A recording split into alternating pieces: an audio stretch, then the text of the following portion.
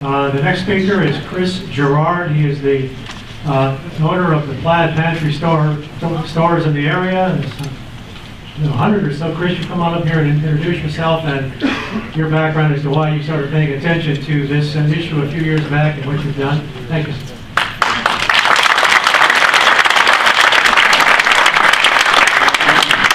What a great group. This is a great turnout. Senator Benton, I got bad news for you. It's worse than you think. I've been involved with the CRC for 3 years. Or I should say I've sat in the back of the room listening and never had a chance to say anything, but I wrote a lot of letters, and I found a guy that really knows about the CRC, and that's Joe Courtwright. He's done some studies that have been very useful. We have a store over here and 2 stores on Hayden Island Marine Drive that are affected, but I'm a numbers guy and I'm a math guy, and I got interested in the finance plan because I couldn't make it work. It didn't tie back. I know what traffic is because that's what I do in my business, and I know what the tolls were, and I was sitting in these meetings, they were talking about taking away driveways and stuff, and I kept coming up with $5 billion in tolls. By the way, you should never let anybody with a project or a politician use the word billion. It's $5,000 million. So I recognized my limitations and I started Googling around, and I found a guy that wrote a paper on this a number of years ago, and it was Joe Courtwright. And so I engaged him to refresh his study and to follow the project along and help with information. And he said, Chris, you were pretty close. It was $6,000 million. He also gave me a non-economic reading on it. He said, the entire finance plan is a fairy tale. And it's a fairy tale with a really awful ending. Yeah. Every single piece of the potential sources is highly risky, unlikely, both in the amount of money that they're projecting and the timing on getting it. And I told you I'm a numbers guy, and Mark told me not to get bogged down in the numbers, but I can just tell you the federal highway money already isn't there. It's counting on an earmark, and there's no earmarks. So that's the hole, and that's why they're pushing the legislatures now to get the money. They need the money. The Federal Transit Authority money, $850 million, that's not a big pot of money. It's stretched over 10 years with a maximum of $100 million, and every year it's in question whether you're going to get that next $100 million, and we don't have the first one yet. Yeah. But the biggest risk is the tolling, and it's of interest to this group. And if you and I go out and buy a house, we expect to pay interest, and we know that we're going to pay about twice what we borrowed over 30 years, right? Finance $200,000, you're going to pay $400,000 back. The CRC to finance $1.2 billion, $1,200 million of construction, bridge users look in the mirror. You, my customers, my employees, are going to pay 5x, 5 times the amount financed. That's awful. You couldn't run a business that way. Why is it so big? It costs $1.7 billion. I'm going to use billion because 1,000 million is a little old.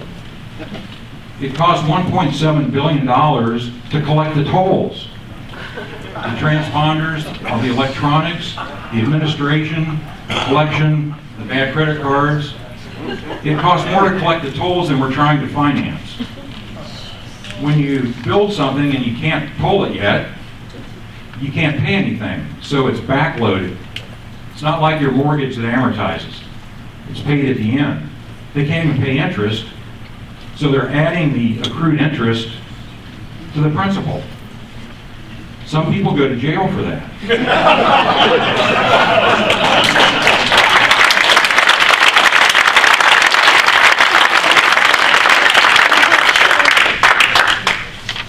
Now, it's worse than that. Because the whole basis of collecting the tolls is the traffic, and the traffic's wrong, and Joe Courtwright has shown that. By the way, Joe is a non-resident senior fellow at the Brookings Institution. He's a senior advisor to nationwide CEOs for cities.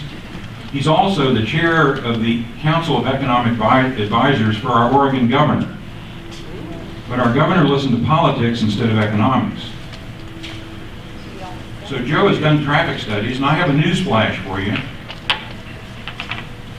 Hot off the presses, we got it from a public records release request, because that's the only way you can get any information out of the project. And their consultants getting ready for the bond issuers, they're doing what's called an investment grade analysis, and they have just not only confirmed Joe's numbers, but they say it's worse. They're doing pre-completion tolling because they need the money. They're going to start tolling it before they start construction, proposed. And their projections, projections say the day they start the tolling, vehicle trips across the bridge are going to go down 52,000 to 79,000 on a current level of 130,000. It's a 40% reduction in traffic. Where is all the traffic going to go? Some, according to our economists, some people make a choice to live where they work or work where they live, but most of them are going to go to I-205. So here's my closing ultimate irony. We're going to have, it's going to be $10 billion bucks when you count interest and all the other stuff. We're going to have a $10 billion white elephant with less traffic than we have today. So we're going to have to build a mega project, huge additional bridge on 205 and expand that freeway. Now, how smart is that? You've got some courageous legislators in this room. We have courageous legislators in Oregon. We didn't have enough of them. It's really you have control over this. You need to support the ones who recognize this insanity, and you need to call the ones that need to be educated and stop the CRC in the Washington legislature. Thank you very much.